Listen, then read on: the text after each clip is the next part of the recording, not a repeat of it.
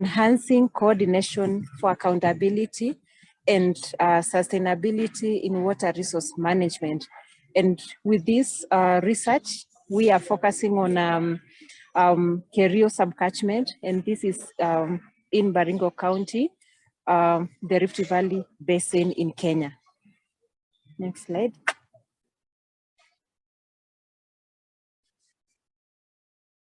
And so basically, our research is focusing on the water resource management subsector. In Kenya, we have the water sector subdivided into two subsectors. And so we have the water resource management, we have and the water service provision. Just a minute.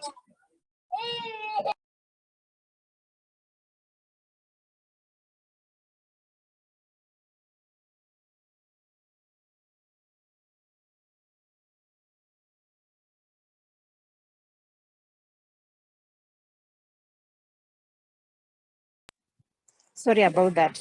So with our research, we are focusing on the section that is marked green, that is the Rift Valley Basin. And so from our findings, we noted that from the desk review that Kenya is really a scarce country. And despite the sector reforms that have happened in the country, we still have some issues with regards to the governance in terms of how the water resource management resources are being utilized, with regards to how the existing policies are being enforced, and even with regards to the interventions that are linked to water resource management. From the desk review, we also noted that we have a knowledge gap with regards to the accountability information with regards to water resource management, and even the inclusion of the marginalized groups. Most of these social groups, the persons with the disability, the youth, the women, have really been left behind in terms of the water resource management decision-making processes, and even with regards to the enforcement of the policies and implementation of the water resource management programs. So our research focuses on strengthening the accountability, and this is through working on the coordination structures and enhancing the inclusion of these groups, the marginalized groups that have been left behind. Next slide, please. So we focused on three main objectives, the specific objectives. Number one, we sought to analyze how the existing legal framework and the policies, how they really affect the coordination structures and also the accountability in water resource management. Number two, we sought to examine the key stakeholders and the sector institutions, and to understand how can these stakeholders coordinate, how can they collaborate to enhance sustainability and even the accountability of the water resource management. Number three, we also looked into identifying mechanisms for meaningful participation of the groups that have been left behind, and for them to be able to get involved, not just getting involved, but meaningfully getting involved and participating in the water resource management. Next slide, please. And so from our research, we confirmed that, yes, we have a number of sector institutions. This diagram here presents the framework, the sector framework, right, from the water resource management and the water service provision. And so we have a number of sector institutions, from the national level to the regional level to the county level and even the grassroots level, that have a component of water resource management. And some that are basically focusing on the water resource management. So these multiple sector institutions, the duty bearers, the development partners, the grassroots conservation groups and social groups. One of the things that we noted is that we do not have a strong coordination structure that brings on together these different stakeholders to be able to collaborate, to be able to jointly work on implementation plans, to be able to utilize the limited resources that each and every sector have to contribute to the management of the limited water resources. Number two, we also noted that we have existing policies, and these the existing policies and legal framework that guide the implementation of water resource management interventions and initiatives. We do not have a coordination structure. For example, at the national level, we have the agencies with different, being guided by different policies. We have at the county level that they customize the county specific policies that also guide the water sector with regards to the water resource management. But then we do not have that clear coordination structure where these sector institutions can implement the policies and they jointly work on the water resource management implementation interventions. Next slide. So with this, we confirm that yes, we have the different legal framework right from our constitution that provides for the right to human right to water and sanitation, and also speaks about the conservation, the catchments and the environment. We have the Water Act 2016 and the policy 2021 that guide the water sector, that is both for the water resource management and sector service provision. So we also noted that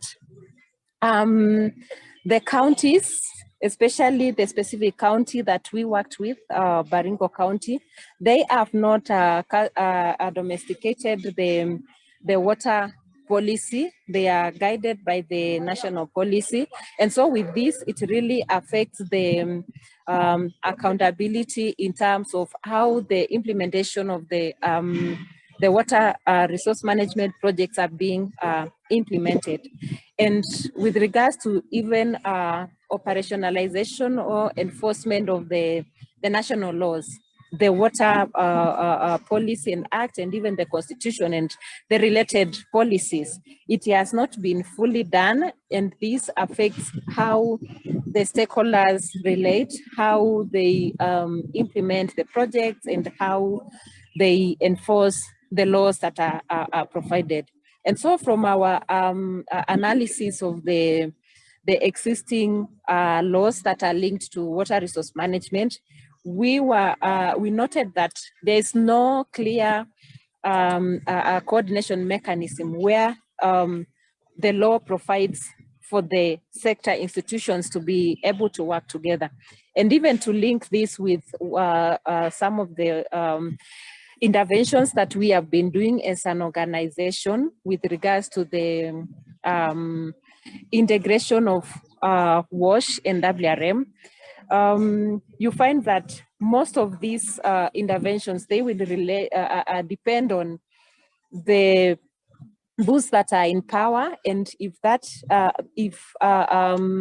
the current regime, or if the regime that is in power is not supporting the WRM WASH integration, then that becomes very difficult, because the coordination mechanism is not provided in the law. It's not anchored in any of the guiding regulations in the county, not in at the national level. Next slide.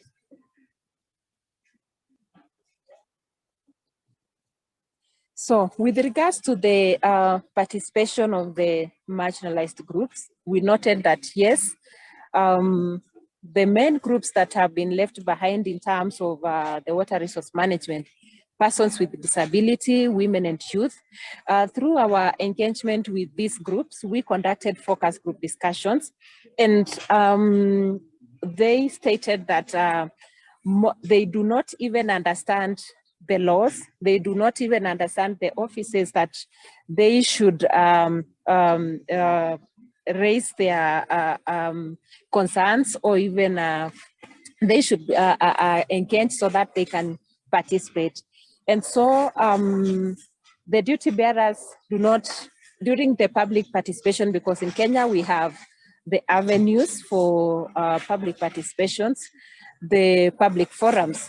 They also mentioned that the other issue that contributes to them being left behind and not able to contribute is that they get the information very late. They could get communication today and the forum is happening tomorrow.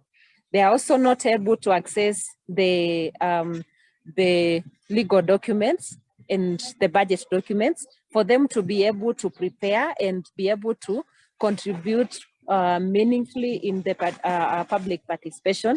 And so with this, they are not able to influence the duty bearers to allocate budgets to water resource management. There, for example, the persons with disability stated that the venues where these public forums are organized, they are not accessible to them. And the language that is being used is very technical. And so this makes it very difficult for them to engage with the duty bearers. And we also noted that with these groups, each group works independently, and actually most of the groups are just informal groups that are not very strong, that are not able to have that collective voice to influence decision-making processes.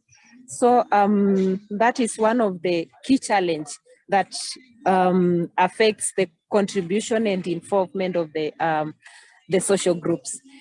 Political interference, one of the focus group discussions, we established that the marginalized groups are not able to raise, if they have a challenge that they need to be addressed, they fear to raise because they are threatened by those that are in power.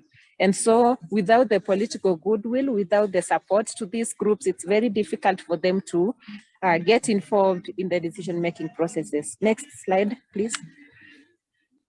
And so the takeaway message from this research is that, number one, very important that we have collaborative policy implementation to enhance our accountability in water resource management, whereby we have the different sector institutions with the different policies that guide them, having that clear structure to guide the implementation of the policies. During our engagement, we also got to hear from one of the key informants that they focus on the law that guide them. They don't care about the other laws that guide the other sectors. And so this really affects the accountability process. Number two, that the marginalized groups need to be strengthened for them to be able to have that collective voice and to be able to hold the duty bearers accountable and meaningfully participate in the water resource management interventions, decision-making processes, and the whole process in water resource management. Number three, that it is very critical to have strong multi-sectoral platforms at the grassroots level, at the national level, that is grassroots level, at the county, at the national level. They're all like holistic multi-sectoral coordination platforms whereby the stakeholders are able to have joint plans, they are able to implement the interventions. They are able to monitor and even work together in a collaborative manner. And so with this research, maybe to finalize, this is, I stated that it is a process. It's a process whereby we have phase 1. This is the research, the preliminary results that we have presented and recommendations. And so with the process, we are looking into engaging with the different stakeholders at the grassroots level. We have the community, we have women, youth, persons with disability, the conservation groups, engaging with these groups and strengthening their capacity and mobilizing them to form strong coordinated platforms at the grassroots level, to be able to engage with the duty bearers, to be able to hold them accountable, get involved, participate in the decision-making processes with these different sector institutions that we have indicated in our analytical framework, or the schematic process that is guiding our change process. So at the county level, we have the different duty bearers, and then this escalates to the regional level because the water resource management basically in our country is not following the administrative boundaries, the counties and all that. We have the regions, as earlier stated. So we have at the regional levels, and then at the national level to be able to have joint budgeting, planning, and implementation of the water project. So it's going to inform our policies in terms of how we review and enforce the existing policies, develop those that are not in existence, and also inform our programming for the development partners and the private sectors and the WRM stakeholders in general. Thank you so much. I appreciate. Back to you.